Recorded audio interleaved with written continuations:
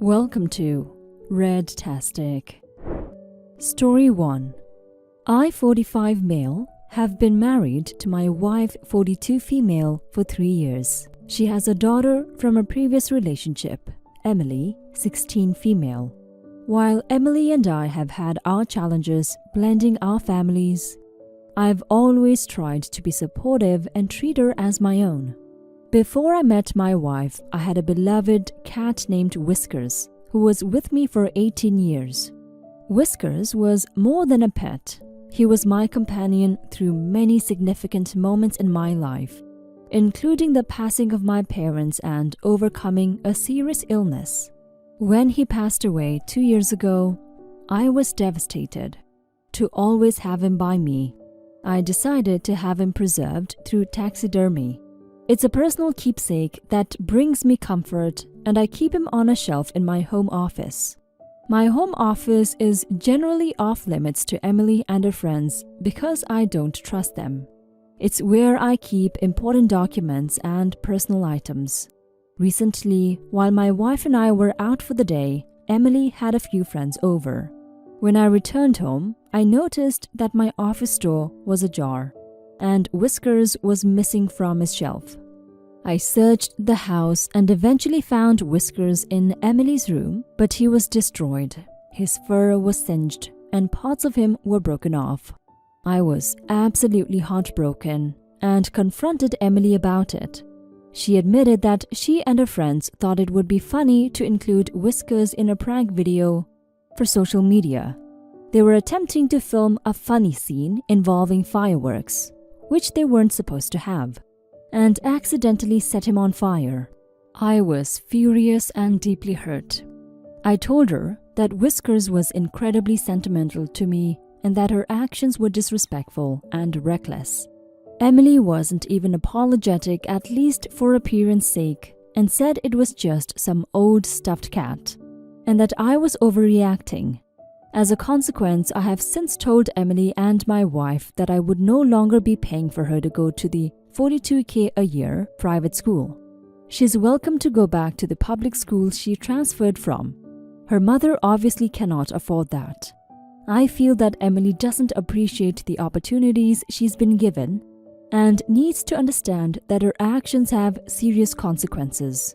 My wife is upset with me, saying that I'm being too harsh and that teenagers make mistakes. She believes pulling Emily out of the school will damage her future and that we should find another way to discipline her. Emily is furious and accuses me of trying to ruin her life. I told her I don't care. I understand that teenagers can be irresponsible, but I believe this goes beyond a simple mistake. She deliberately disrespected my personal space and destroyed something that meant a great deal to me, all for a joke on social media. I have suggested that if she sincerely apologizes and finds a way to make amends, perhaps by getting a part-time job to contribute to the repair or restoration costs, I might reconsider. So am I an ass for refusing to continue paying for her private school tuition after what she did to my sentimental taxidermy cat? Update. This is sort of an update. Emily is pissing on me all over her Instagram, and now I'm getting bombarded by angry unknown teens on my own account. My colleagues at work are asking me what's going on. My wife is not helping either. She's furious, constantly cussing me out and saying I've gone too far. If I'm gonna be honest, I don't see this situation getting better anytime soon, if ever. The tension at home is unbearable, and I'm starting to doubt this could be the end of our marriage. At least I have a prenup. That's the only saving grace. I'm so sorry about your cat, OP. Even if it's dead now, that doesn't mean you have no right to be mad when someone decides to ruin what's left of him, that you went out of your way to keep. Emily is 16. She knows the difference between right and wrong, and she definitely knows it's right to apologize, or maybe she doesn't. I don't think your wife taught her that. Your wife didn't teach her kid right, and you're unfortunately suffering for it. I don't blame you for refusing to pay for her education anymore. For such a huge amount of money, the least she can do is respect your privacy and not blow up the taxidermy of your cat for fun. I would advise you to go for family counseling if you think it's worth it. But good luck, OP. Story 2. Am I the a-hole for siding with my sister over my half-siblings? My sister is 43 female and I'm 27 male, and my half-siblings are 17 male, 15 female. My dad had an affair and my parents divorced because of it. The divorce was extremely acrimonious, and my sister, who already had a really strained relationship with my father, basically bailed my mom out and got her a really good lawyer through her work. As a result, my dad has to pay alimony and the assets were split equally. My mother was a stay-at-home mom. My sister and father do not get along at all, and she refused to have anything to do with our half-siblings, despite my father trying to get her to meet them. If they are there at a family function, she will leave or not turn up at all. The thing with my sister is that she's a millionaire. She already pulls in money as a surgeon. Plus, she's invested in several super clinics, which are all doing really well. As a result, she has a lot of pull and influence in the family, especially since she will pay for some of my cousin's education, etc., bailed out medical debts, etc., and has even sponsored a cousin who now lives here. Most of my father's side are incredibly grateful to her and seem to think it's worth excluding my father for. My sister is also well known in our community for her philanthropy in general. She leads a team of medical practitioners to lower socioeconomic areas of our home country once a year, and that sort of thing. It's gotten to the stage where even my father was excluded from his nephew's, my cousin's wedding, because my sister refused to come if he was there, and she bailed out my uncle financially. So that means my half-brother and sister also get excluded from my dad's side because nobody wants to anger my sister. The problem is, my half-siblings have basically spent all their lives being excluded in our community and family. Even the family of the woman who my dad has had an affair with has been shunned to the point that most of them have moved away or don't participate. Because of that, and now my dad wants me to do something about it because it's taking a toll on their mental health. I feel bad for them, but honestly, it's not worth it to me. While I'm earning a good salary and I've never relied on my sister for anything, I still carry a lot of resentment towards my father, and I am ambivalent at best towards my half-siblings. My dad, however, is furious with me and is saying I'm a bigger a-hole than my sister to know that my half-siblings are suffering and not advocate for them.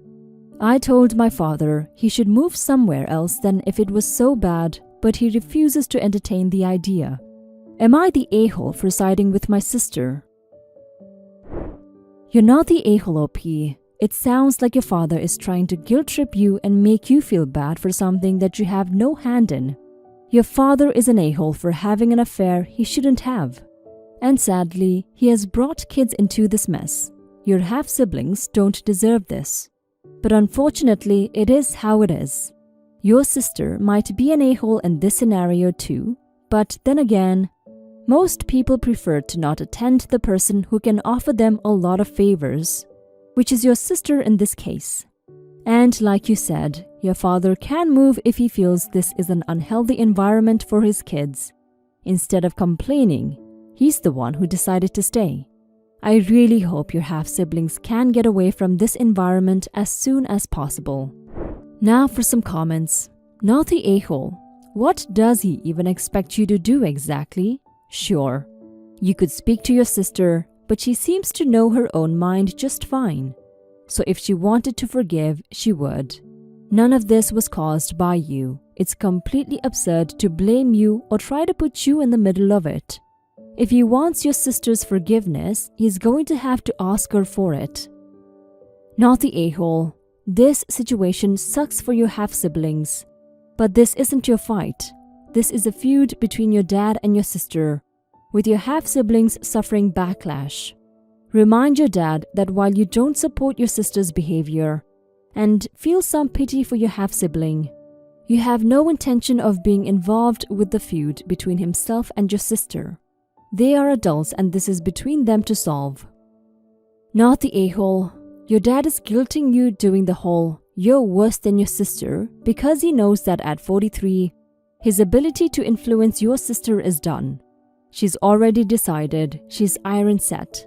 Ain't no more working on her, so he's working on you. Your sister sounds like she's perhaps being too harsh, but you don't necessarily have the full context of how this all went down for her. She was already an adult when all this went down. Tell your dad it's on him to repair bonds with your sister.